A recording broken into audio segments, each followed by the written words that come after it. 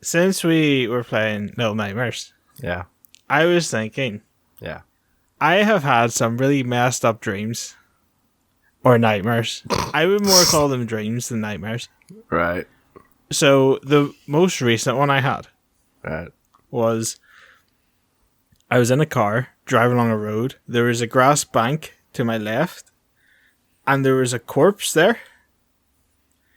And suddenly the car stops. I get pulled out of the car by a police officer, and he goes, "Good thing you're here, detective." And I'm like, "I'm not a detective." So he takes me over to the body. I look down, and the face changes every minute. So it starts off as Hans, then it turns into Nick, Thanks, then bro. it turns into IY. It feels like Then a it turns scene out into- of Disco Elysium. Yeah, it turns into Thompson, turns into Danny. It just cycles through all my friends. I'm like, okay, what the hell's going on? I'm glad I Alex look could up. name 6 friends. I don't think I can name 6 of my friends off the top of my head. I mean, Then- he's got 3 right off the bat with us, so it's kind of easy. So I look up, and there's hundreds of guinea pigs.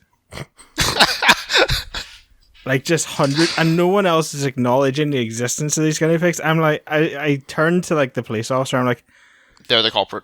what are the guinea pigs doing here? And they look at me like, This what guinea bitch is pigs? crazy. What guinea pigs? I'm like, but do you not see? There's literally hundreds of guinea pigs, and they're like, there's no guinea pigs. Like, do you think the guinea pigs are the killers or something? I was like, no. Why? Yes. Why are they guinea? So The I guinea remember pig killer. I remember being taken to the police station, and suddenly I was a suspect because I saw guinea pigs. I was like, and they were asking me why guinea pigs had weapons. I was like, I never said the guinea pigs had weapons. What weapon would a that- guinea pig use? That's exactly. That's what I'm saying. Why was I being questioned about weapon wielding guinea pigs? Then I was thrown into jail with a guinea pig, and then I woke up. So I am really confused by that still, and that was quite a while ago. There is no psychiatrist on earth So that is going to deconstruct that. every now and then when I'm doing idle tasks like washing the dishes, I just think to myself, why were there so many guinea pigs? That's what you think? Yeah. Man, that dream I had after my vaccine still kind of freaks me out. That fucking kills me. That's so your fever dream after your vaccination is hilarious. Why is the Eurovision a fight to the death, and why were they dragoons from Final Fantasy? No, my question is, why did they select you from the UK? Of all the people in the UK, they're like, yeah, Nick Davis, that's our guy. I don't know, Hans. But Eurovision would be really entertaining if that was the case. Feel like you could not put that on TV. Feel like Or you could have people would- Eurovision night fights. But imagine that on TV, but then still with Graham Norton doing sarcastic commentary over the top of it. So Hans, what was your prepared preamble topic? Guys, Yeah. Little Nightmares Yeah. is a spoopy game. Right. Sure. So All right. okay, it's supposed to be a spoopy game.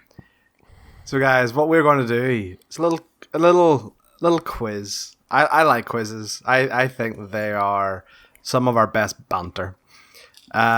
So I'm going to describe folklore and folklore characters and creatures from popular mythology. And you guys are going to we're gonna nail chime it, Nick. in. We play Persona. We know all about it. And then you guys are going to chime in with your answers. So this is going to be a buzz-in. So each of you has a corresponding phrase you'll say to be your buzz-in. Okay. Right. Have you assigned us phrases? Not phrases because they take too long, but they are horror related. So Nick, Yep. your buzz-in phrase is boo. Okay. Wow. IY, your buzz-in phrase is eek. I don't like that you've Alright. left me last, Hans. No, there's no joke here. And Alex, your buzz-in phrase is gasp. Okay. Right, okay. So I will describe these characters or creatures, and then you say your phrase, and then you can answer it. Once you've answered, you cannot answer again, okay? I'm sorry if when I yell boo, anyone gets scared. What if I just gasp? Do I have to say the word gasp, or do I have to gasp? You can choose. Okay. I'll leave that in your Mix it up.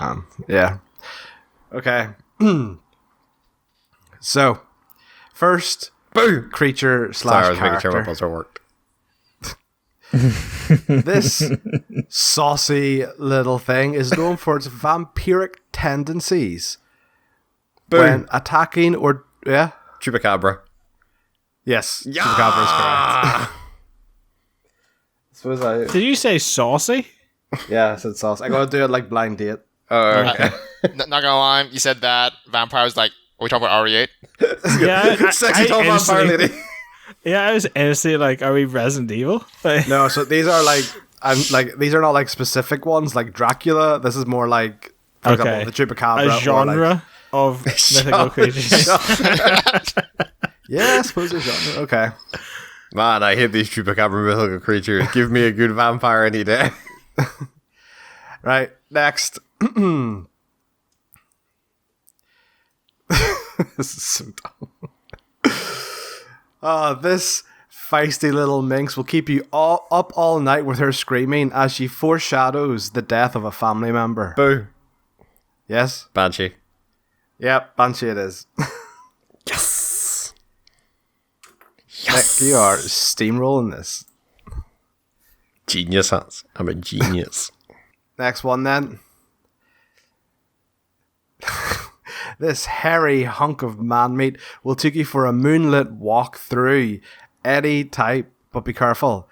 He has a tendency for bestiality. Eek. I why? Jesus. Sorry. Eek. Why? What is werewolf? Yeah, it is a werewolf. Oh, I didn't realize it was Jeopardy rule. Yeah. So this spirit, phantom, or ghost can be summoned many times whenever you're saying her name over and over Boo. again into the mirror. I heard boo. Bloody Mary. It is indeed Bloody Mary. Bloody Mary, Bloody Mary. Nick, come on, don't be fucking about with that now. I'm not in front of a mirror. Biggie Smalls. Does a webcam work? I don't think so. Like, have we kind of got to this age where like folklore now has to catch up? Lads, Like, kids still know what a beer is. It's not like a fucking floppy disk. I highly doubt there's any mythical creatures tied to a floppy disk. A haunted clippy. And if there was, there'd probably be like 50 floppy disks. All wielding I don't weapons like think- those guinea pigs. this character is often found in ancient Egypt and is wrapped up Boo. all Eek. in. Oh, I think I heard boo before I heard eek. Yeah, that's just because of proximity, man. That's all. You know? What is mummy? Yes, mummy is correct. Yes. You might get this one. I'm not too sure. Okay, so this English folklore set during Victorian times is about a demonic and terrifying looking character with diabolical physiology, clawed hands, and fireball red eyes, and is known for its ability to make extraordinary leaps. Boo. Yes, Nick? What is Ghost Rider? No, it's not.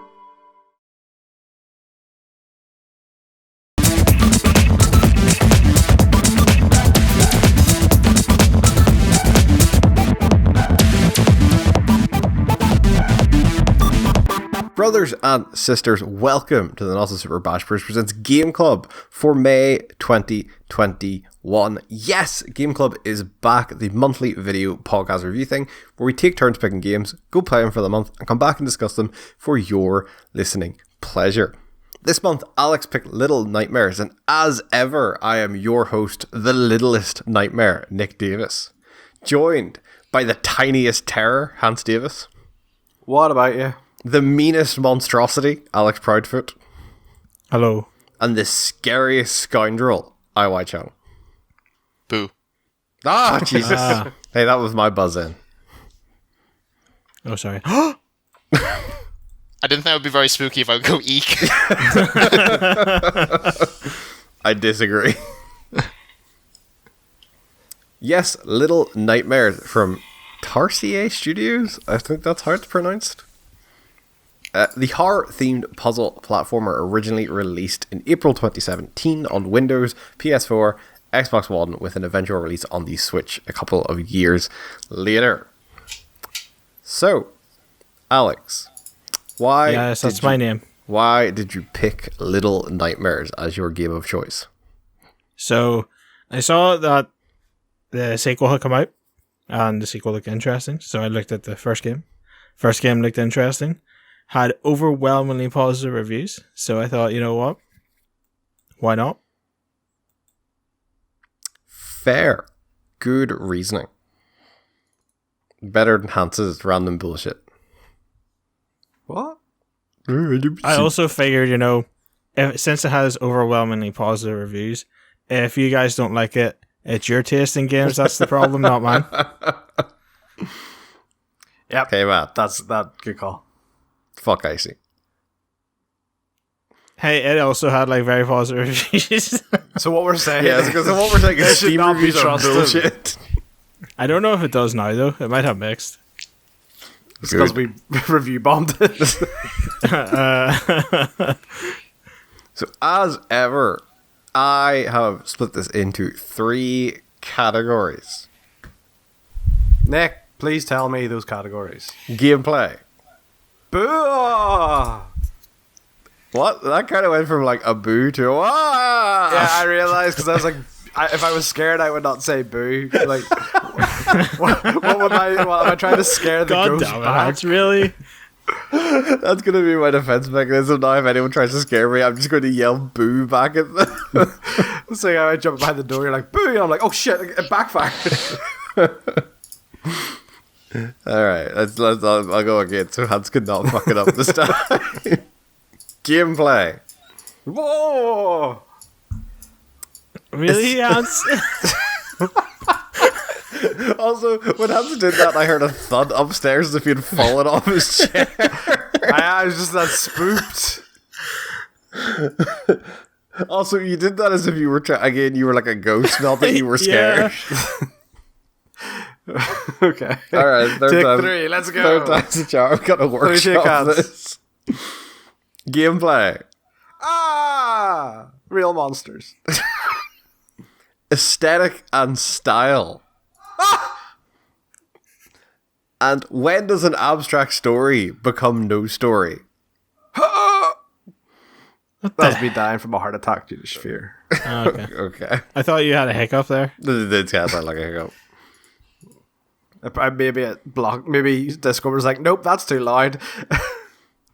So, before we get into the categories, I have to ask, as I always do, how far did everyone get in Little Nightmares? Hans. Nick, how far did you get? No, I'm how asking far you did I first get? because I don't think you finished. I did not you? finish it, which we'll get to. Jesus, Nick. Right? Okay. I got through I finished 3 of 5 levels, but I believe the 5th level was also a bit shorter than the rest, if I remember correctly. yeah, Hans. I completed it. Alex. I finished it and the DLC. I finished it and attempted the DLC, but it crashed 4 times. Man, that was real funny watching that. So yes, the gameplay. So Little Nightmares is almost like a horror-themed puzzle platformer, I think would be the best way to describe it. You're kind of locked in this 2.5D perspective, so the camera's always kind of to your side, but you do have some kind of depth that you can go back and forth in. And the main gist of the gameplay is you're kind of going from room to room, solving different puzzles and avoiding the kind of big bad that's in each of the levels that kind of goes between different set pieces. So it could be, you have to sneak around them and get a key, but then getting the key off the wall kind of distracts them, and then they'll have to come to the room and you have to run through the room. Or the puzzles may be kind of just not to do with that, and it's more just you have to puzzle out in a room, how do I get from point A to point B, whether that be I need to figure out how to create a path that way by putting out different shelves, or so on and so forth. And I think the best type of game for like a frame of reference you can liken this to is probably something like the games made by, I can't actually remember what that studio's called off the top of my head, but it's the guys that made like Limbo and Inside. It's a very similar sort of game where it's kind of constantly pushing you forward through these set pieces. And I think I actually don't mind the gameplay in Little Nightmares. I think it's fine. I don't think it's particularly interesting. I think some of the bits with the kind of like the big bads of each of the levels are interesting and kind of tense. But I think the moment-to-moment puzzle-solving gameplay, I think, is very straightforward, almost to a point where some of them don't feel like puzzles, to be honest. Oh, they rectify that in the DLC. The puzzles in the DLC. Shane, you asked us to play the base game, didn't you? We didn't get the DLC, and some of us tried and couldn't. I recommended. I sent the link for the complete edition. You know, just. I mean, I am living proof that IY did try to play the DLC. But like, okay, well, sticking to the base game for now, and then we can. I know you're the only one I think that actually managed to play the DLC, Alex. But in the base game, I just think a lot of there is not a lot of puzzling out what you actually need to do. It is always fairly apparent, and then it's not even like executing on what you need to do. Then also isn't that difficult. The difficulty doesn't come from the actual puzzle itself. It comes from the challenges surrounding the puzzle. Is kind of what I felt like. Whether you're dodging enemies or whatever like that, like the puzzle itself is never the challenge. It's like the environment is the challenge, I think. Yeah, I think Hans is right. I think the points where I had to like stop and think was not because like how do I solve this, and more like what's the interactable in this environment. Because there's going to be limited things. It's not really, there's nothing really to like trick you. It's kind of just, this is the thing you need to click on.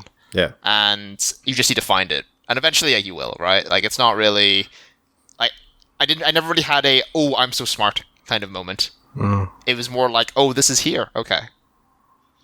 I will say though, like the one time, I wouldn't say it was like a aha moment, but the one time I thought it was kind of adequate puzzle solving was probably when you're facing the janitor at the very end, and he's reaching underneath the big vault door, and you kind of have to like, oh yes, yeah, destroy the cage, and then that makes it the door cuts his arms off, which is gross. Oh, yeah. But like that was an example of when it was actually doing it pretty well, I thought. But that sort of thing just didn't happen enough, in my opinion. Yeah, like like that scene actually has like tension and like yeah. Because you're having to figure out, right, what like, because I hit, like, the first couple times I did it, I hid up in the corner, thinking, oh, I can climb up here, and I just have to outwit him, and he'll get bored and run away. But then he caught me twice. I was like, right, that's clearly not what I need to do. So then it's like, you're one, having to figure out what you need to do, destroy the cage, two, avoid his arms, and like, you know, that's when it all kind of, like, when you layer it all together, it works quite well, but there's just not enough of that. yeah, because like even like the end of the third level with the chefs, like the big set piece almost at the end of that one is like, oh, you like drop down from the like the meat hook and have like they chase you through the corridor. But it's like, to do that you do just need to run, and like no basic traversal controls, like, oh, here's how I can slide and crouch and do that. Like, it's not exactly difficult. It's not like, it's like, as you mentioned there, like that fight against the janitor, it actually is like a bit of puzzling out, like, oh, where is safe to stand? What I actually need to do I need to time these things correctly? Whereas like facing like the running away from the two chefs, it's just running. Like, it's what you've been doing this entire time. It's running from the left hand side of the screen to the right hand side of the screen. It's And Uncharted. like, yes, it's tense, but it's also not something that you're like, oh, this is going to take me multiple attempts. It's like, kind of figure out what I need to do.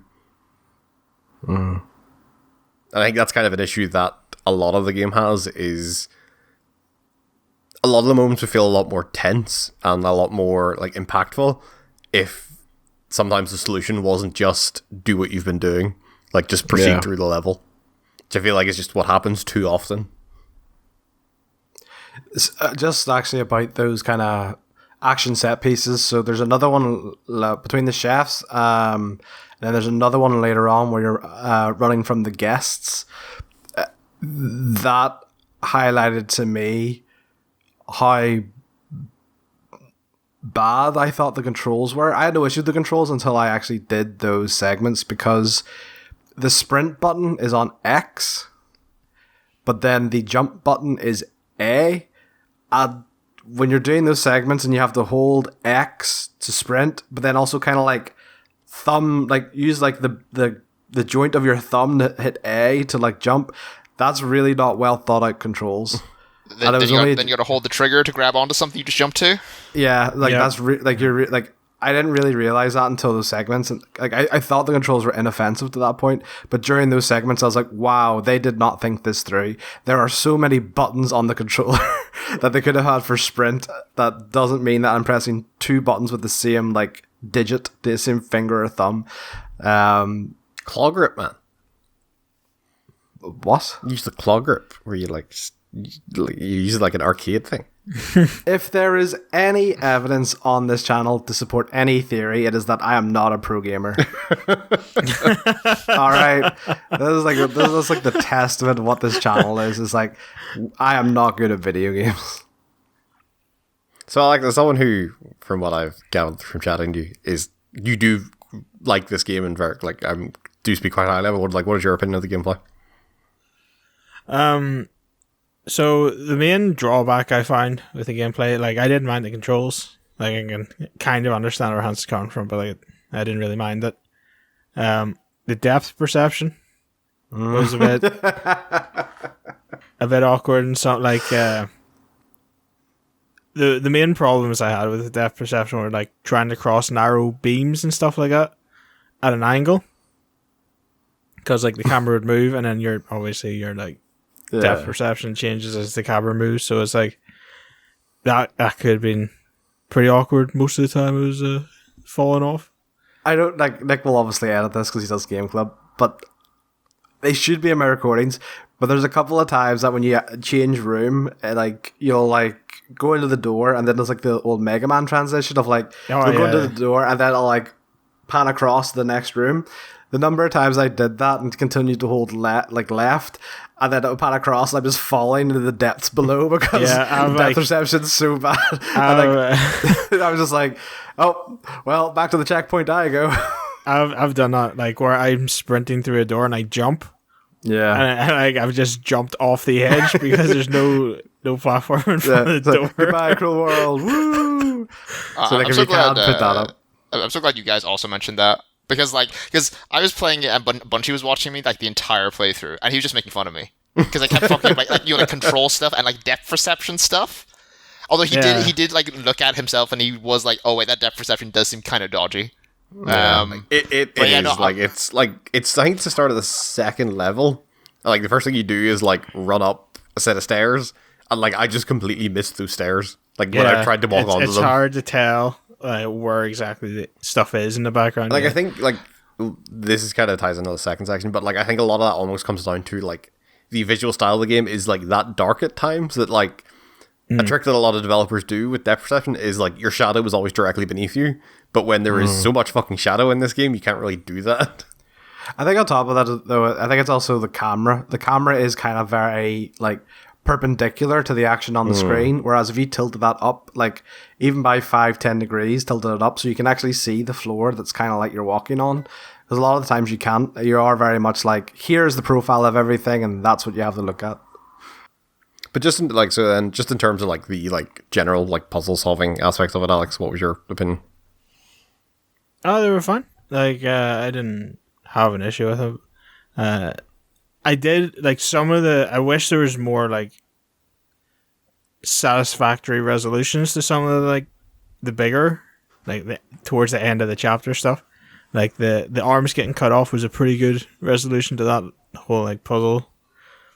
Yeah, but, I think like because of like the tone of this, do you not think it'd be really cool if like maybe it's just me being fucked up, but like if each of the characters you fight, the bosses, met like a really grisly end, because like all of them do most of them do bar the chef. Like the chefs, I thought it'd be really cool if you went like proper like grim fairy tale and like you pushed them into an oven or something. I was thinking you were like make one of the chefs eat the other or something by accident. but you could go like drop him into a sausage machine. Yeah, like drop him into that sausage machine that like grinds the meat, and then he ends up eating the other one. Yeah, but like I think like that would. I think that's really. I think that's a cool idea because it kind of ties into like because the tone of the. They could have done it in such a way, like you're doing it indirectly, because at the end of the day, you're not directly cutting the arms off. You're like dropping the door, so you're like working around that, and then you could have had it so you set up a series of events that lead like the chef to fall into a trapdoor, tumble down into the sausage making or whatever. I suppose, but obviously we'll get into the story in a wee bit. But like the way the story goes is you do kind of become more and more sinister. So, that's true. Yeah, like the one with the janitor, it's not overtly that you're cutting his arm off. You're just like trying to save yourself. But by the end, like you straight up eat the lady's neck. Biting the lady's neck. Yeah, so true. that could be like the middle ground where like Also, you use the players like did. I really want to talk about the DLC and the like viciousness stuff, but like I know the story of the DLC. I think the DLC is so well done. It ties into the main game very nicely. I think, yeah. And the gameplay of the DLC, the resolutions to the puzzles and the actual puzzles themselves are a lot better. There's like they're not as simple as the main game ones are. Like there's the last puzzle where you have to like go around collecting statues and stuff, and each statue has a puzzle to solve, and each puzzle is its own independent thing. Like there's one where you have to go find a statue to put it down to replace the one you're taking, so you can get out of the room without the wall closing in and stuff like that. So I do think they fixed the puzzle like simplicity in the DLC, which for me is a good sign that they probably fixed it for the second game. But I can understand, like, the puzzles aren't really that interesting in the base game. Like it's not even the fact it's like I don't mind if they're not like I don't mind if a solution is like immediately apparent or whatever. But I think puzzles should go one of two ways in like a game like this. Of it should be trying to figure out what to do, and then once you actually like have the light bulb moment, it's easy enough to do. Or your solution should be immediately apparent, but then the execution of said solution is the actual like challenge of the puzzle. And I feel like this game never strikes a balance between those. It's always here's the solution, and it's real easy to fucking pull off. Oh yeah, they definitely fix that in DLC because they do. It's like they make in some areas the solution is dead obvious, but it's a pain in the ass like to try and execute because stuff's happening. Other times, like it's easy to execute, but you've got no idea how to do it. Because that is like the Resident Evil thing. Is like a lot of like Resident Evil has relatively simple puzzles of like, oh, you need to find a thing, put it in this thing. But then they layer on top of like, oh, you're being constantly like chased by someone, or you're limited on supplies, and then like that makes the difficulty in execution, like the horror aspect or the tense aspect of it. Whereas like I feel like there's none of that in this game. Of when I walk into a room, it's generally immediately apparent, like, all right, I need to do this, or like flick the switch, get over here, run through this room, and Bob's your uncle, I'm done. I will say, like, there were a couple of puzzles in the base game that did trip me up. Like, they weren't immediately apparent to me. What were they? I can't remember, but I do remember. It's been so long since I played it. Yeah. So I want to chat about as well. So I think there's 2 forms of collectibles in this game. 3. Yeah. I know you can hug the little gnomes. Like you can hug the gnomes. You can break the dolls, and you can light. Oh, the lanterns. The dolls. Yeah, okay. And then so the lantern is the one I want to chat about because I was like religiously lighting these lanterns because in my head for some reason I was thinking, oh, they're checkpoints. Thinking Dark Souls, of course. Everything wants to be Dark Souls. No, I didn't think they were checkpoints. I think just because like obviously like Dark Souls has like become a very big influence in a lot of games. I think that was just where my mind went was, oh, you light these things, they become checkpoints. But like, yeah, like what do any of the collectibles do, if anything, or are they just I want like achievements and shit? Because like the lanterns and stuff aren't like checkpoints or anything. It is just there's another form of collectible. The gnomes changed the final cutscene, as far as I know. So any gnomes that you hug appear in the final cutscene. I don't think it changes anything, but they do appear in the final cutscene. The other two, I'm not too sure about. Yeah, I I'm think not they're just 100% achievements. sure about. Because I know, like, there's, like, one of the extras menu is, like, masks. And I was wondering, like, oh, is, like, am I, like, for every lantern or every gnome I hug, am I getting a new mask that I can put on my character? But I didn't go back and check to see, like, if they were, like, unlocking anything. I think. Well, one of them probably does. I don't know which one. Maybe the gnomes do the masks. But then, what do the dolls do? That's a good question. But yeah, I noticed the lanterns don't do checkpoints when I died really early, and there's no lantern nearby. So Like, but yeah, like that was just my first thought because of, like, I'm so used to playing, like, Dark Souls. It was just like, oh, you like this thing, it becomes a checkpoint. See, like, that's not the reason why I thought they were checkpoints. Like, I thought it because of twofold, right? Because one, like, obviously, you know, it's a dark game, and so light is your sanctuary. So it's like, oh, you like this thing, and it's always in, like, you know, a non-combat area, right? Or, like, Yeah. like, it's always in, like, a safe room, right? So it's like, oh, that must be it. But also just, like, a collectible, to me, should be off the beaten path. But the majority of lanterns are just, like, in transition areas. And so for me, like, that was what told me that, oh, this must be just, like, a checkpointy thing, because they are literally in between rooms. Like, I found a lot of them off the beaten path. Like, I found a lot of them near the dolls as well. And the dolls aren't really on the beaten path. Yeah, so those ones, like, I felt like, oh, whenever I saw them, I was like, oh, okay, I wouldn't have gone along here. But, like, I just don't see why would you put something that is a quote-unquote a collectible just right in front of me? Yeah, right in your main track. Yeah, like, that seems, like, kind of odd. It's almost like they're trying to, like, trick you into thinking, oh, this is totally a checkpoint, guys. This is not a collectible at all. Like that almost goes back to the, like, difficulty and execution thing, because, like, thinking back to, say, like, Assassin's Creed, like, sea shanties were all about the town, but then you had the added extra of, oh, you need to, like, chase them down. So, like, it doesn't matter that they are, like, where you're going, because you actually still need to do something once you, like, find one. But then this is, as you're saying, like, you just walk up and light the lanterns. It's not like a challenge or an extra, or like, oh, I've done something. It's just, oh, I walk up and hold my light to it. Which, by the way, is there ever a need for the light? Is it just a little thing you can turn on and off? I think it's just to kind of actually help you see in dark areas. But yeah, like, I was so disappointed. I thought that lantern would be, like, my lifeline against something. Then but it ended up just being... You should get the DLC working, man. You should get the DLC working. Because they replaced the lighter with the torch. Yeah, like... Yeah, no, I was just really disappointed. I thought that would be such a... Because I feel like whenever I think of that character, I think of the lantern. Right? And it's just a shame that it's not used for anything. Yeah, because even in, like, all the, like, key art of the game, it's like, it's that yellow cloaked character, like, holding a lit lantern. Yeah. Or, like, holding the lighter. Like... 6, is that her name? 6 or 8? Yeah, 6. I would say, though, right, so I mentioned this, like, way, because obviously I played this quite early, but, like, one thing I really like, or maybe do not like, right, so I'd love to hear your opinions, but, like, one thing that I find really interesting, let's say, is the complete lack of tutorials.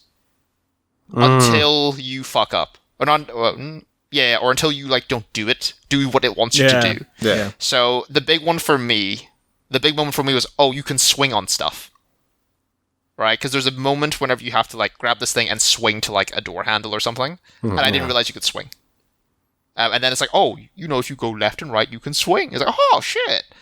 Or whenever it, like, tells you, like, oh, you can throw with, like, the A button while holding something. I think that one, it kind of had to tell you that. Yeah, I think that is the tipping point for stuff like that, is it's fine as if it's intuitive. Like, enough games do it that, like, oh, if you jump at a you can swing, it's like, my instinct is, oh, maybe I can swing on this and I'll wiggle the stick and see. But yeah, when it comes to stuff like, oh, here's how you throw an object when you're holding it, like, that stuff is maybe a bit too abstract to be like, oh, you need to pop that up on the screen. Like, they almost need some sort of cue that, like, maybe show another character throwing something and then be like, oh, I wonder how I would do that. So I did not know that you could throw stuff until Nick told me. Yeah. Like, I told Hans prior to that, but I'm sure, like, if Hans had got to the bit where you need to throw something at a switch... Throw something at the elevator, I'm pretty sure it tells you. Yeah, but it's, like, it's not straight away. Like, it's... Because it definitely... I remember it popping up for me. Being like, if you hold A, you will, like, prime this to throw it. Yeah. But yeah, so I think you need to strike... Like, there is a balance to doing that, and there's an intuitive way of doing that, like the rope. Like, if I see a rope in a game, I think I can swing on it just because, video games. But yeah, when it's something like, oh, it's this certain button combination you need to do, maybe that's when you just like forgo the waiting and just say it straight away. Yeah, but like, I think you have a good point there, Nick, of like, a tutorial does not just need to be text in a box that pops up on the screen. Yeah, if you have someone, like if you see another character throw an item up to hit that elevator switch, you're instinctively going to go like, I wonder how I do that.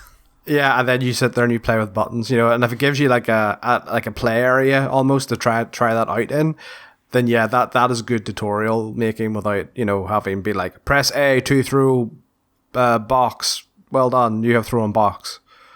Achievement unlocked, 20 gamer points. I just brought up that point because I think it's kind of interesting how like not handholdy it was.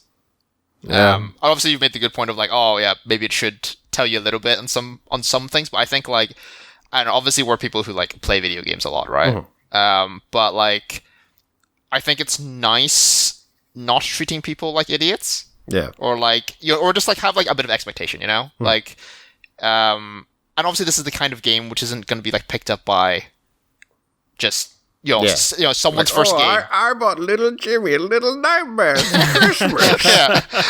yeah, right. Like I think you can have a bit of like respect in that regard. Like it's obviously more tutorials is better than no tutorials in the grand scheme of things. But I think it was a nice breath of fresh air to like figure stuff out. Yeah, I guess that was the most problem-solving thing, was like, what do my buttons do? What are the controls? I remember, like, when I woke up in, like, that wee room that you start in, the first thing I did was like, okay, what does this button do? What does this button do? Because, like, you do go in blind. It is very much like, you go forward, and, okay, A's jump, yep, B's glider, okay. What's sprint? So, yeah, that was pretty interesting. There's a game I've been playing recently, but it's like really escaping me. Like that does like the like, or if you like seem to be stuck in one area for too long, it will pop up like, here's like a hint or something. But like, it's fucking escaping. Did Resi it not do it for a bit? Whenever you like your game over screen, did it not when it was reloading? No, it's not like it like not in like a game over sense, but like literally if the game sees like, oh, you're like on this one screen too long, like it will kind of like give you a hint or kind of pointing you in the right direction. I have noticed that there are more and more games doing stuff like that. Yeah, I think it's just people have got kind of caught on wise to like basic tutorials, which is like hold RT to crouch, and I feel like certain games have had controls set certain ways that you almost, apart from the niche actions, you could almost go into any sort of game and be like, oh, this is a third person action game. I kind of know the gist of this. So it's not like the PS2 days where like kind of every game had their own control scheme. Like you play a game these days, like especially like say like a first person shooter, like you play a first person shooter on a console these days, you generally know, all right, right trigger is the loud button, left trigger is the I'm going to look down sights. Like there was just kind of a general point in video games where like everyone kind of established, all right, these are probably the best like controls, and we should start with these as a base and then make changes as we need to. Like, that is why controls have not changed for the better part of nearly 20 years. Like, a controller pad has not changed for the better part of 20 years. And hey, man, tell that to the Wii. Nick, what's that thing that you have? What? The Pro Controller, like, for example, those game pads and stuff, like, literally things that are a wee bit different will release some form of, like, official, it looks like an Xbox controller, like that, like, a gamepad looks like that and it is like that because it's just the most optimal way to do it. And whenever people like Steam try and reinvent that and fuck it up, like, it's just a reminder that, like, gamepad is what it is for a reason. So is there any last gameplay bits before we move on to the next section? Take that as a no. No. All right, aesthetic and style. So, well, the name of the third category probably gives away why this isn't the usual like story and characters. So I kind of want to talk about kind of just like how the game looks and the way it like kind of presents itself, because I do think like of all the aspects of this game, I think this is the standout bit of it. I think it maybe leans a bit too heavy on like Tim Burton style animation, and like that's kind of like stop motion stuff. But like overall, I think this game looks like the style this game goes for is phenomenal, and it does nail it from like start to finish. From what I played, it's like every bit of the game does look incredible. The monsters or the enemies that kind of chase you look horrifying and disgusting in like the completely correct ways. And just like top to bottom, I do think like the style this game has is impeccable. They are like you probably did not get to this bit, Nick, but see in the bit with the guests, which is all these guests have come onto the boat and are eating in like the canteen area, and they're just this big blob, like they're still humans, but they're like it's like human slugs is like. Yeah, like it's like, have you ever seen, like, what's that fat character called in the Monty Python sketch? You know, like the waffle thin mint guy. Yeah. But him, like they're all him, and the way that they move is so horrifying. Because like if they see you, they try to eat you, but they're so fat they don't walk, so they'll fall off the chair and they'll just crawl towards you like these fucking animals. And it is like you're just sitting there going like, oh no, fuck this shit. Like get the fuck out of here. It's so cool, but like the bit that got me was actually the lady, which is at the final boss, because she's so different from all the other characters and things that you've seen beforehand. She's so eloquent and actually looks quite aesthetically pleasing compared to all the grotesque things in there. And that's what stood out for me, was like, it's not there. They know when to be gross and scary, and they know when to be charming and cute and stuff like that when it's necessary. Because it's like the gnomes as well. The gnomes are a great example of that. They are quite like, they're a bit weird, and they are kind of a bit like creepy, but in a weird way they're a little bit cute. But yeah, the art director on this needs a fucking raise. I love the fact that the lady is probably the most normal looking one, but is probably the most deadly enemy in it as well. Yeah. I like the fact that like that character as well, like, although she's the most aesthetically pleasing, her whole thing is like she's grossed out by herself. Like when she sees a reflection, that's how you do damage to her, by showing her reflection. It's really quite clever writing in that sense. But yeah, like every bad guy, every sort of big bad in that is just like between the Mr. Tickles, the janitor, as I saw someone call him online, the fucking inbred chefs, just everything in that is just horrifying. But I love it. Like I really do love it. No, yeah, like I do. I think the art style is like incredible. I think they completely nail like the tone of it, and just like it's the one like issue I would maybe have with it. And I don't know, maybe this gets addressed as, like later on in the game. I do think some of the environments maybe look a bit samey across the first 3 levels.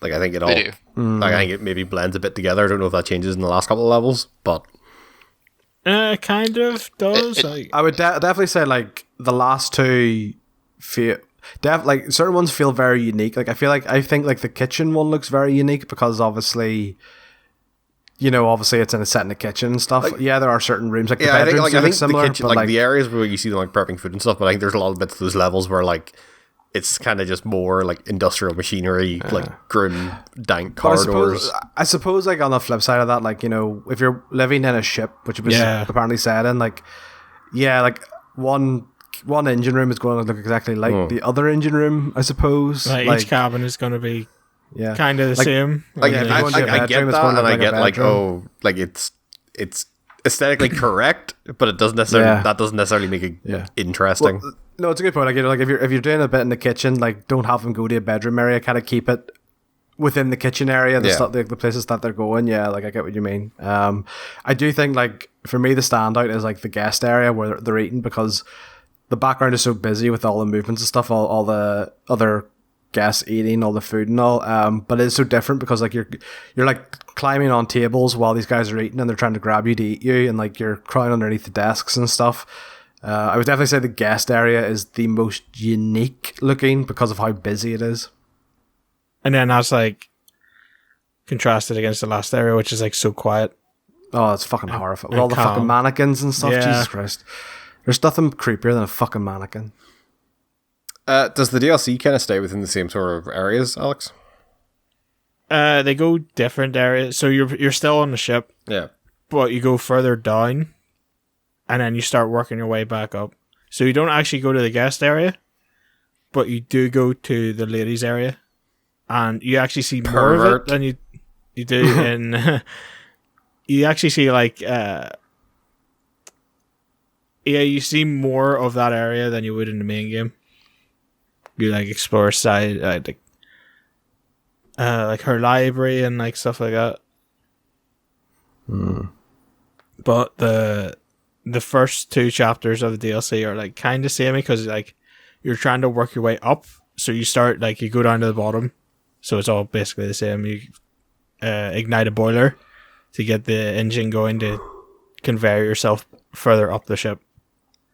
So yeah, it's kind of samey to the first chapter in the base game. It's a lot more water. It's it's a very slight, it's a very small thing I think to hold against it. But yeah, it's it's the one thing I noticed of otherwise a stellar art style in that game is just it's a shame because because the art style is so strong. I would like to see a bit more variety, just to see more of a different art style and different ways they could interpret that art style. So it's more of a disappointment because the rest of it is so strong. Yeah, disappointed you didn't get to see more of it almost. I think what do you call it? Fuck, what was I gonna say? That was a short train of thought right there. Sorry. I think the setting that's on a ship. I actually feel for me the coolest parts are always whenever it sort of does cool stuff with what it has. And one of the moments, and I think it only happens once or twice, is there is a moment when the rocking of the ship is for platforming. Yeah, and that happens once, I think, maybe twice. It does. And I think that's really cool. It does move stuff in the rooms, but I know what one you're talking about, where it's directly tied to the movement of a platform. Yeah. I think that's really cool use of your setting, right? And it's one of the few things that makes the boat as a entity unique, right? Because if you set this anywhere else, you could probably do it, right? And then the other thing I wanted to say, as Hans pointed out, that guest scene. So my favorite part, right, probably in this game, is that chase scene. We're getting chased by the guests. Yeah. Oh yeah.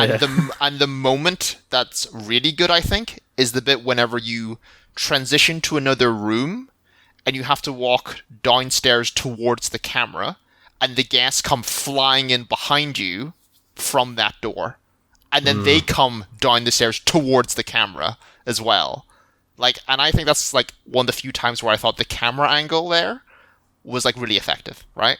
Because there's a real sense of shit, they're coming at me, right? And being able to see it all on that one screen, I thought was really effective. And again, a real shame that they didn't do more of that stuff, because I don't know how great this camera angle was, to the whole thing. Presentation. The reason why this was good was because usually you were just walking left to right. Right? And whether you move up and down a bit, it doesn't really matter. But whenever you're walking downstairs away from something that also comes down at you, that I think makes it really effective. Yeah. But overall, though, I think it looks the part. It looks great. This is a question for it. Because of the content of the story, which is quite a lot about greed and gluttony, and the fact that you bite things and people are chewing these things, and the way some of them die, would this experience have been increased or hampered by the inclusion of blood? Because I don't think there is blood in this game per se. I don't think I needed blood. Do you not? I'm curious. I'm just that's why I'm asking, because would it have been more effective whenever you cut off the janitor's arms and it just pisses blood everywhere? Not Tarantino levels or anything like that, but I'm just curious because it's a horror, because it is horror genre. What do you think? I think purely because they are not humans, quote unquote. there is no expectation from me, right, as someone. If it was like a person and their arm just got cleaned off, you remember like is it in Dragon Ball when they cut like this is like way back, right? And they cut off like the dinosaur tail and it's just like meat and bone. Oh yeah. Yeah, it's like that cartoony kind of like, oh, it's severed, it's like a clean cut and that's it. Then I'd be like, that's a bit odd. But because it's like out of this realm, as it were, It's almost more eerie the fact there's no blood. And this game is more about like spooky, creepy, rather than like scary, Yeah, right? like gore or anything. Yeah. Yeah. So I really don't mind it. It's a good question, but I don't think it would have made a difference. So, any final thoughts on the aesthetic and the style? It's really well done. Yeah, like can't fault it at all. It's top notch. So, the final bit I want to chat about, and you have kind of alluded to bits and pieces of it here, is when does an abstract story become no story at all? So one of the issues I had while playing this was definitely that I felt like, as cool as it all looked and as nice as the setting was, I didn't get why, just so to speak. Like, so for something like Limbo or Inside, which I think is probably the most direct comparison I've been making when playing this, the story is abstract and it doesn't feed you a lot, but you can get a gist of what's going on by, like Limbo, you see the start of the game, you see the character like fling through the car shield, or like the pseudo car shield, and kind of just like based on the name of the game and like the dreamlike atmosphere of it all, you kind of get, oh, it's a character going through limbo and trying to work their way between like heaven, like between passing on and like getting back to their body. And then Inside was a bit more, you definitely got the idea of like, oh, you're in the society that's kind of being mind controlled, and then you make your way to like where kind of like the corporation is like abusing people who are mind controlled and how they're achieving this. So when playing the Nightmares, I was kind of constantly just thinking like, what is actually going on? Like, who am I? I didn't get enough of like what was actually happening. Like, I thought, yeah, it's cool that I'm going through these like environments, and oh, it's cool seeing like, oh, these chefs want to kill me, presumably they want to cook me. I don't really know. And I thought that was one of the biggest downfalls of this game, and kind of really hampered my enjoyment of it, is rather than a coherent like story or narrative, I just felt like these were a bunch of neat set pieces. And I don't know whether like, does this get resolved more in like those last two levels that I didn't get to, or is this kind of like the stuff that you like you said, oh, the character's called Six, does it say that anywhere? Did you read that in a Wikipedia page? So I pretty much agree with you. Like I was like, when I was kind of like as I was playing through it and I got to the very end, I was like, I have more questions than answers. I think there's cool story moments in it, but it is not a sense. It's probably more a sense of, I think there are cool character moments in it. For example, Six going from what we assume is the victim actually to becoming the antagonist is a very cool like plot point. But there are still questions of, okay, so why is she on the ship? What is actually going on the ship? You know, what is the ship overall? Like, what's the world outside the ship? None of these are kind of talked about or answered. And the DLC, as far as I know, answers a couple of those questions, but definitely not a lot. It answers the question of where do the gnomes come from.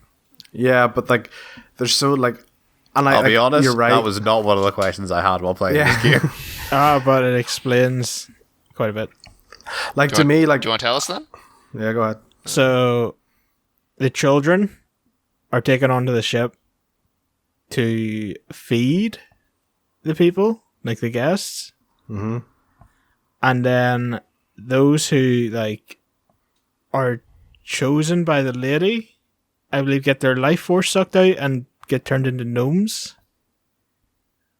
And then the gnomes, like, take care of the ship, so they, like, potter about and do stuff on it. So the gnomes are basically the children that were captured. But then the flip side, like, my argument that would then be is that should not be DLC. That should be explained in the main game. It's DLC because you play as one of the other captive children. Yeah, no, like I get that, but that is a crucial part to the story. So why was that not brought into the main story? Like, why could we? Maybe you don't have to play it, you don't like, but should be able to see that. Like, it doesn't explain, Six's hunger and why at the end she bites, like she chews into the lady's neck and absorbs her powers. You're right. Like I said, it's like they had this one cool idea of like, oh, imagine if we had this young kid and the young kid turned out to be the bad guy at the end. So I did look up what Six's story is. Yeah. The theory is Six is the lady's daughter. So you're saying that's the that's lady a theory? became jealous of how pretty Six was, so she sent Six down to the prison with the other children. But she doesn't start in the prison.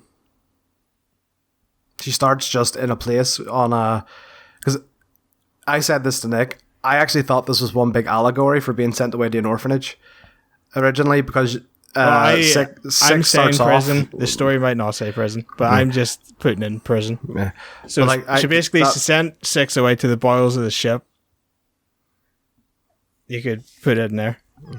But but I thought it was one big allegory for like an orphanage, because like Six, they start thinking with Six waking up, sitting and lying on a suitcase, and then like you see other kids as well, and then like you have the chef and stuff, but that isn't it. And even that theory of like so Six is the lady's daughter sent down to the bowels of the ship, that isn't true either, because Little Nightmares 2 goes into the backstory of Six and where she comes from, and that isn't it. So like there's all this story there. Ah, but that's true, man. That's spoilers. Yeah, but that's also the thing of like, the story is so non-existent that you could literally read anything from it. Like, yeah, I think that kind of sums up my issue. Is like, I think it's fine, and I think it's interesting when stories can create discussions and people have different interpretations of them. My issue with this is I just don't think it gives you enough to actually make interpretations like that without them sounding like very, very wild theories. Yeah, you're clutching at straws at a certain point. I hate always fucking comparing things to it, but Dark Souls has an abstract story, and it feeds you very little bits of information.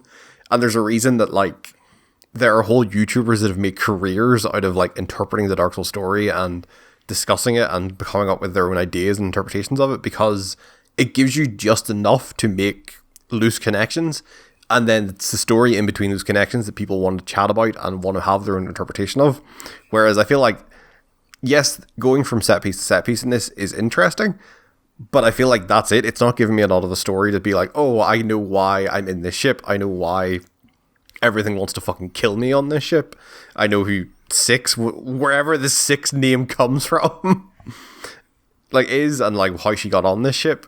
It just, like, it doesn't feel like it gives you enough to even start drawing those conclusions and coming up with narratives without just sounding like I'm pulling all this out of my ass.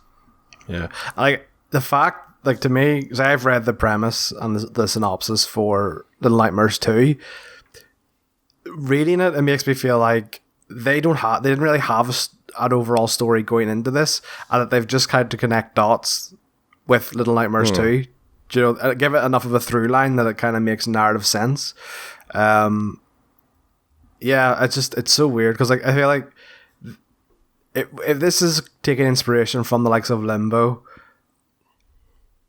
they really missed one aspect of Limbo that really made it that good, which is the likes of the story, which is doing quite a lot with very little, and like it's always, I feel like they've just done nothing with very little. It really disappointed me, because like, especially with this art style and like the spookiness to it, there's so many ways they could have gone with it, and like yeah, it's so disappointing. Yeah. So I'm just going to go with my orphanage theory for a while until proven otherwise. I'm going. My idea is that it's an orphanage. So Fair. like, the theory I saw where Six is the lady's child stemmed from the fact there's a picture of a little girl in the lady's room. That's where that theory came from. Obviously, that theory came from before the second game came out. But there are, like, bits and pieces hidden throughout the world, I guess. But like Wait, for so- me, this story was like, I'm on a ship. Like once I got to the guest area, I kind of figured, okay, I'm on the ship because they want to eat me, or I'm the food for the people on the ship, so I need to get off the ship. Like, see, that to me was the issue I had. Though was like, I was clearly different from the other children that were captive on the ship, because until the janitor catches you, you're not a captor. You're just there. Like, you're just sitting on a luggage case. It's not like you're in a cell or anything. Like, that's the bit that came made me go like, right, why? And that's kind of what I wanted mostly to be explained, is why am I different from these other kids? Why am I? Like- why do I have a yellow coat? But yeah, like you say that, but like that is a question, because like all the kids are wearing like rags and stuff. So like I was Why kind do you of have a raincoat? like, why? What makes me different? And that was the bit that was never answered. Like, why did I come onto the ship, or how did I get onto the ship? To like follow, like I think mysteries and stuff and like intrigue in a game is fine as long as there's a payoff, which like it felt like this game wasn't getting towards one, nor does it get to a satisfying one. Like I'm fine thinking like I'm fine being like, oh, who am I? Where am I? What am I doing on the ship? As long as like it feels like, yeah, you're being drip fed information, and then towards the end there is a payoff, or at least enough of a payoff for you to form your own opinions. Which, And like from what I have read, and like from chat news, like doesn't feel like there is that in this. yeah, and I know how, like, going and reading the synopsis for Little Nightmares 2, I now know how Six gets to the ship.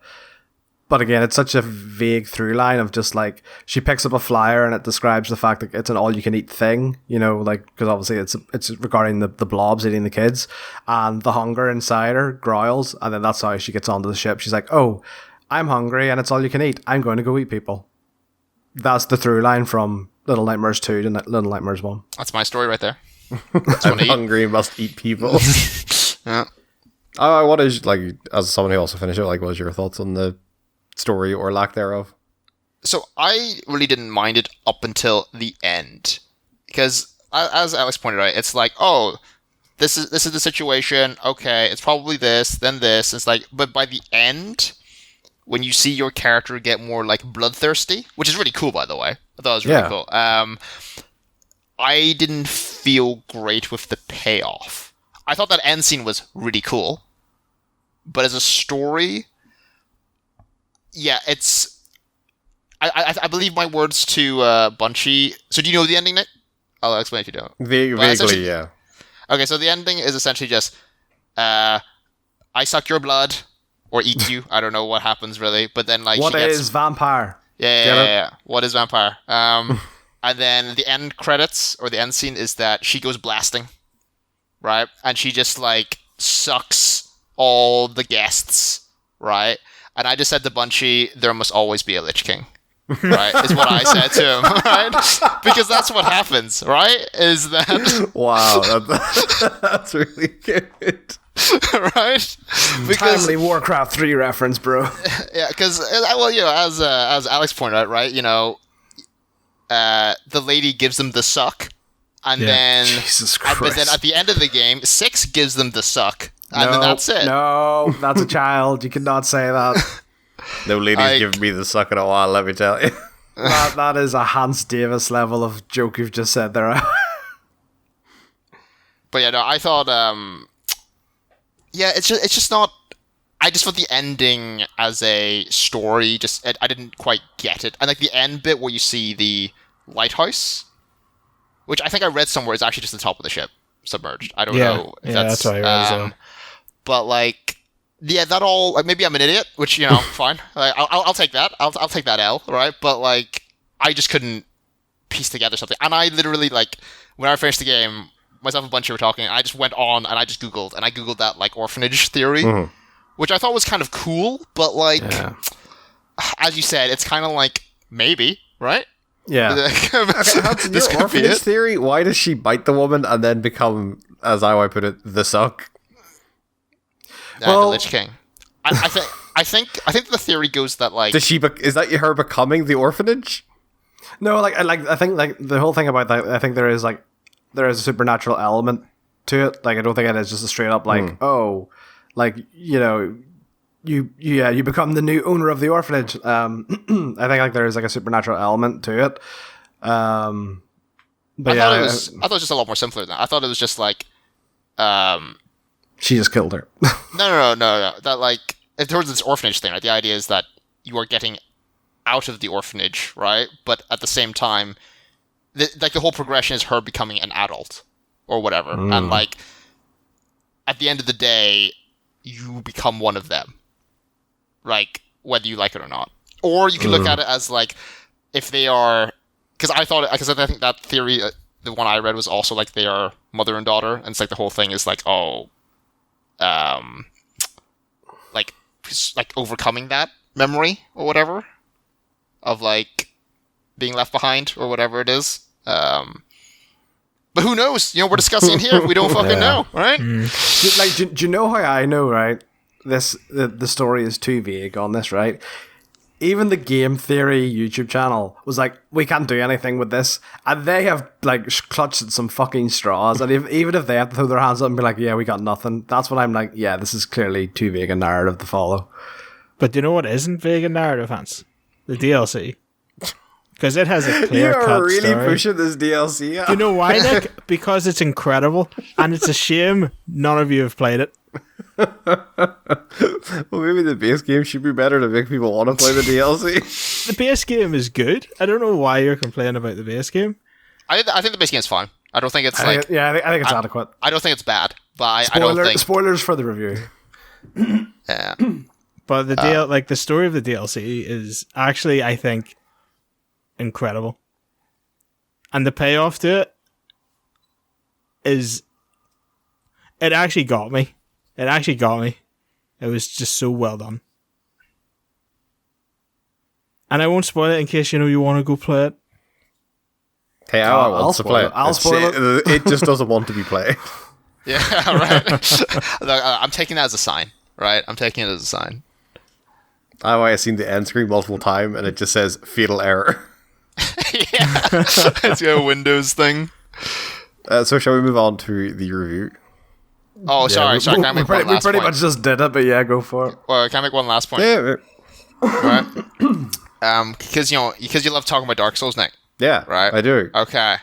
Right. So I think Dark Souls, personally, is a bad example of good storytelling, I'm going to say. I think it's a good example of giving you pieces and letting you go further. Mm-hmm. But I don't... Like, I just don't feel...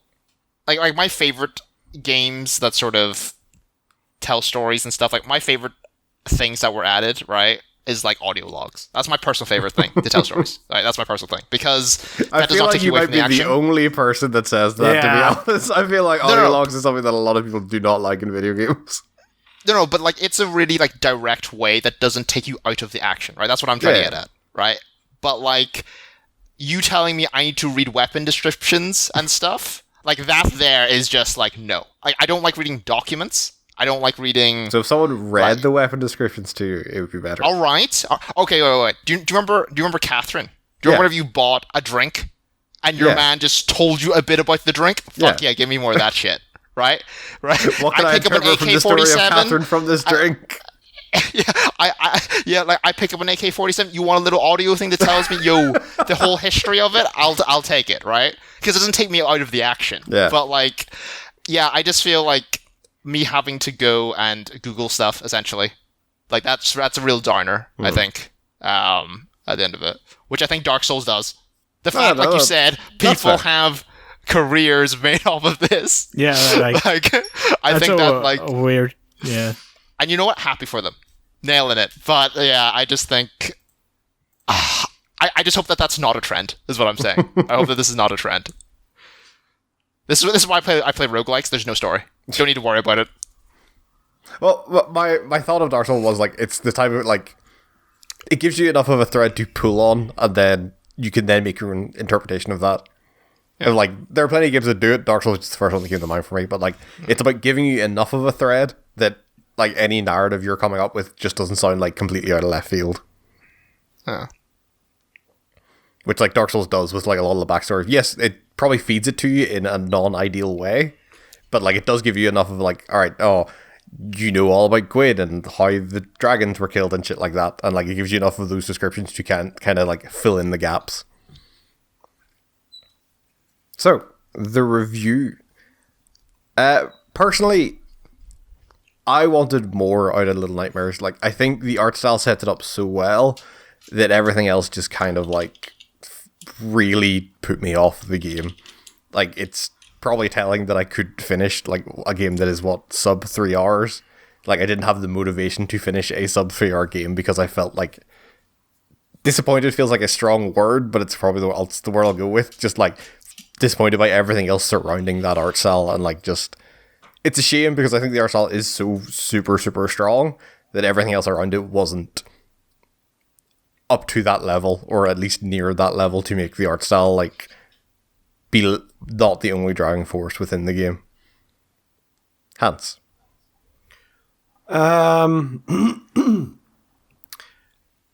I think it's fine. Like, to me, this kind of feels like what if someone made Limbo nowadays, but like they didn't change the game design document. You know, there's like literally this, like, gameplay wise, this feels a lot like Limbo, just with better kind of graphics and style behind it. I think it's fine. There's some things that really did disappoint me, like so the story, but it's literally, like you said, it's like 3 hours long. Like, if it goes on sale for a couple of quid, yeah, pick it up and play it, but I wouldn't fork out 15 quid for it. It's fine. Alex. I think you guys are being Debbie Downers. I think this game's good. Sure, there's not really a strong story element to it, and maybe some janky gameplay elements, but like the environment's good. The creepiness factor's pretty good. The art's pretty good.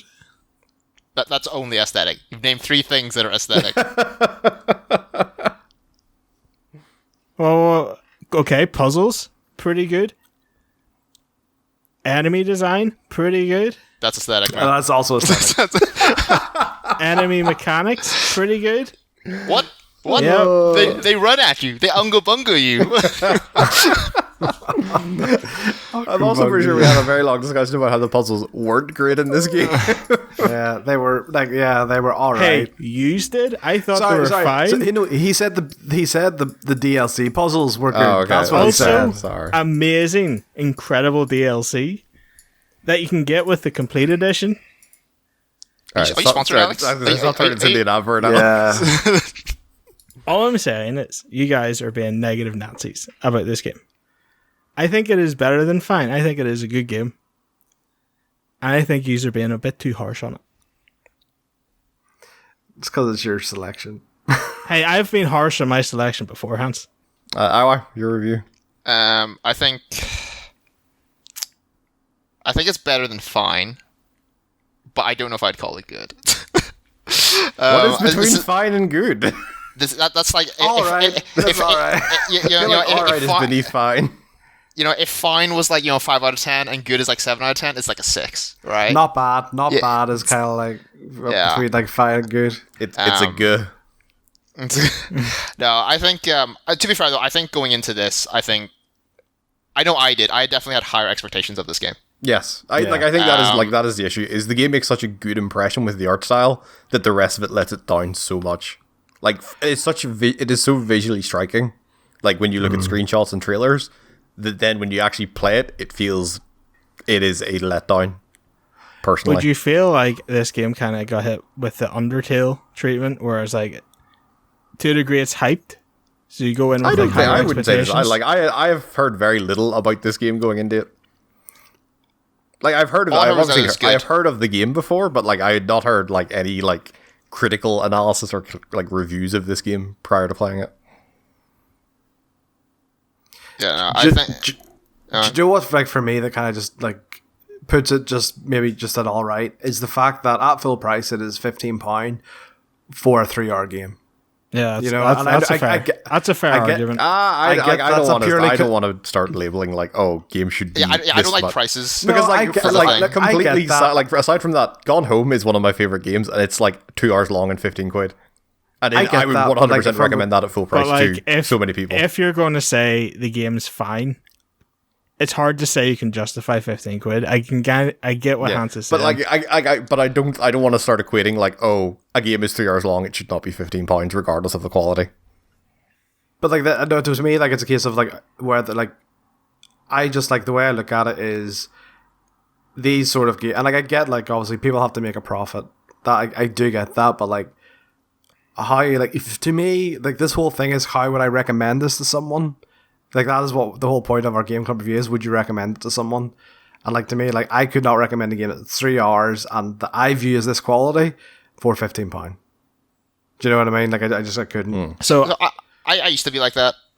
Yeah, I used to be like you, Hans, you know. and then I started thinking about it like a different way, and was just like, well, you know, if I'm paying for like a cinema ticket, right? That's me paying, especially in London, right?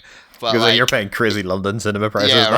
right. but even if you were back home, right? Like, which you guys are, but like, Yeah, like sim ticket here is You know- what 68 quid probably, you'd say. yeah, right. And Depending you're what, on- hour and a half, right? Yeah. Movie, let's 2 say. 2 hours, 2 3.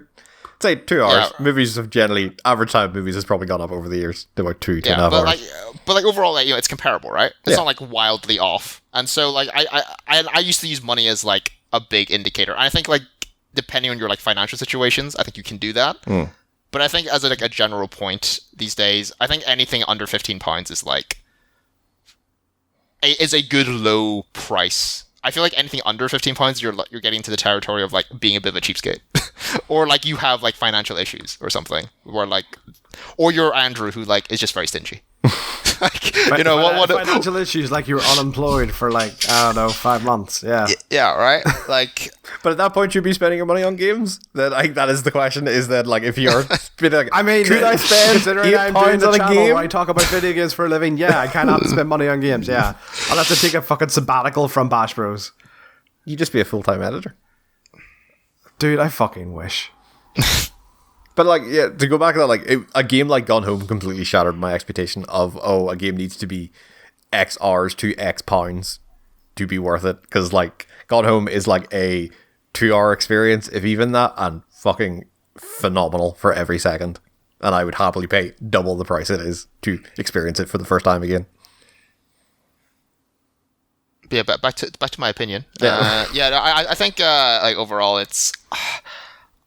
I wouldn't be upset if to recommend this to anyone, because at the end of the day, you know, aesthetically it grips you and like it does hold your attention, not Nick's attention, but like, you know, it does have something. It's just for me personally, I expected more. Like I wish the lighter did something. I wish like the things we thought were checkpoints were actually something, or I wish there was more payoff in certain aspects. You know, there was a lot of, like I said, expectation, which unfortunately I didn't feel like it met. But overall, though, I think it's what do we say? Like, yeah, like it's fine, Good. yeah, like Half of a good. yeah, like you're definitely not gonna be disappointed by this, I would say, but just keep your expectations a little bit lower. Unless you get the DLC, says Alex. You know, just maybe Game of the year if you have the DLC. yeah,